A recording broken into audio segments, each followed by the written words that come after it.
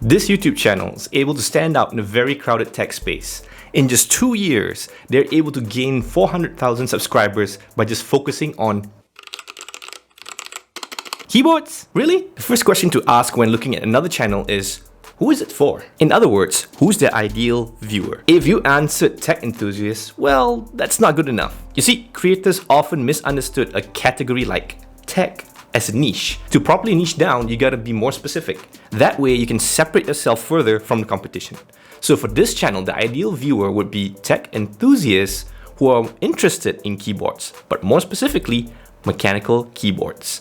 As you're finding your niche and your channel's positioning, a follow-up question you should ask yourself is there enough things for me to talk about in this channel? The thing about mechanical keyboards is that they're not the most generic keyboards that the mainstream audience will buy from any tech shop. Mechanical keyboards can be customized, upgraded, and even built from scratch. So this means there's a lot of interesting topics for this channel to explore. I'll get back to this later in the video. The next big question to ask is, why would people click on these videos? And there are two things to look at: thumbnails and titles. I will look at the best performing videos and observe the patterns.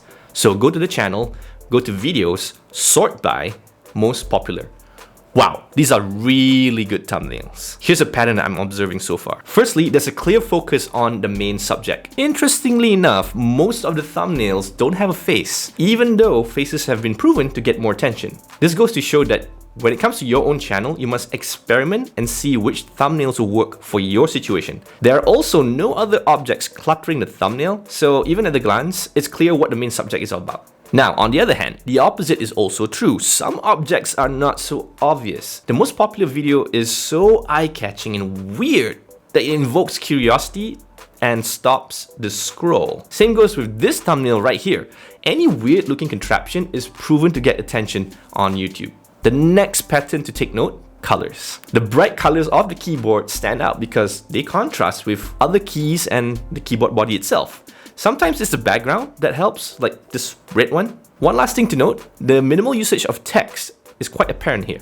The top 20 videos have a maximum of 3 words in the thumbnails. Also, numbers are occasionally used to amplify the curiosity factor of the video titles. For example, this one makes you wonder, how much improvements can someone make to a cheap keyboard? While this one makes you wonder, which parts were used to make it that expensive? Okay, what else makes people click on videos? The titles. There's a few things we can learn when looking at the titles in this channel. The first is challenging expectations. Mechanical keyboards are notoriously loud, and so the word quietest keyboard does invoke curiosity, making viewers wonder, how quiet does it actually get? Next, playing with extremes. The word biggest, most popular, and weirdest are all wild claims that create intrigue for the viewer. You can see this being applied across multiple videos on this channel. Another thing to note, adding the word ever. This word just exaggerates the wild claims that I mentioned before. So if you watch any of these videos, you can imagine the main presenter, which is in this case, Betty's voice, saying this: the quietest keyboard ever. Ever. Next, we can see that they're leveraging other brands and icons within their titles. Razer, Wish.com, Walmart.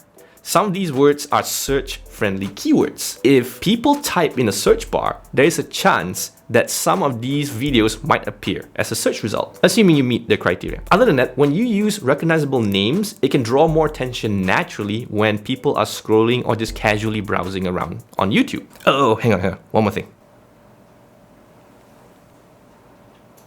Getting people to click on one of your videos is great, but having them to watch more of your videos is a really important factor for the YouTube algorithm. So ask yourself, why would viewers come back? In the book, The YouTube Formula. Hold on. In this book, The YouTube Formula, author Derral shared the concept of content buckets. Basically, it's a method of grouping your content to balance consistency and variety. As people enjoy watching one of your videos, it makes sense to make more of it, right? So it makes sense for creators to plan ahead and create more of those high-performing video formats. However, at some point, viewers will get bored. So having different formats will keep them engaged enough to stick around. By the way, I highly recommend this book. It covers the basics and even advanced concepts regarding YouTube, just everything about YouTube. It's got a few case studies as well and goes deep into marketing concepts that'll make you a better YouTube creator. Link will be in the description. Looking at Switch and Click, I can spot a few content buckets already. Some are nicely organized on their YouTube channel page. Thank you for that. Makes my job easier. The first one here is the Extreme Keyboard Content bucket, which has a broad appeal even for those of you who don't want a mechanical keyboard. Why? Well, it covers some wild claims and even some experimental topics. There's also content buckets for upgrades, which are basically video tutorials that cover all the keyboard customizations which appeal to all the hardcore enthusiasts out there. There's also the best content bucket, which is mostly consisting of listicle type videos to guide people when they want to purchase a new keyboard. And then there's the beginner's guide, which cover the basic questions like how to choose the perfect switch, to what different keyboards I should get when I have this amount of budget. As you can see, there are different video formats to cover different viewer intent, but the creators are sticking true to just one topic, which is keyboards. And this is what makes them super consistent in the beginning and help them to grow an audience in the longer run. By the way, if you want a one-page summary of this channel analysis, link will be in the description below. If you're already part of my newsletter, it's already in your inbox. Now, if you want to grow on YouTube, it's not just enough to learn about other creators' content strategy. You need to look at how their high-performing videos are scripted, edited, and then delivered. So, watch me break down Switch and Click's most popular videos right here.